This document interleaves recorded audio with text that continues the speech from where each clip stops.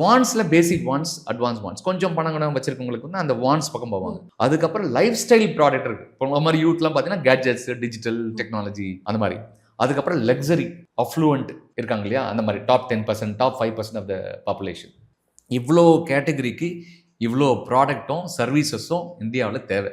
Forget about abroad, எக்ஸ்போர்ட்லாம் விட்டுருங்க, நம்ம ஊர்லேயே இப்போ 140 கோடி பேருக்கு இந்த 4 கேட்டகரியில் எந்த கேட்டகரி பீப்புளுக்கு என்னென்ன ப்ராடக்ட் இருக்குன்னு நீங்கள் பார்த்தீங்கன்னா, ஒரு பிஸ்னஸ் பண்ண வரவங்களுக்கு நான் வந்து ரூரலில் பிஸ்னஸ் பண்ண போகிறேன்னா அர்பனில் பண்ண போகிறேன்னா, ரூரலில் பண்ணால் என்ன அட்வான்டேஜ், என்ன லிமிடேஷன், அர்பனில் பண்ணால் என்ன லிமிடேஷன். ஒவ்வொருத்தரும் ஒரு ஊர்லேருந்து வரோம், நம்ம அந்தந்த ஊர்லேயே கூட பண்ண முடியும். அப்படி பார்க்கும்போது நான் பேசிக் ப்ராடக்ட் நீட் பேஸ்டு பிஸ்னஸ் பண்ண போகிறேன்னா, வான்ஸ் பேஸ்டு பண்ண போகிறேன்னா, லைஃப் ஸ்டைல் பிஸ்னஸ் பண்ண போகிறேன்னா, ஆர் லக்ஸரி பிஸ்னஸில் பண்ண போகிறேன். இவ்வளோ தான் விஷயம். கரெக்டாக இல்லையா?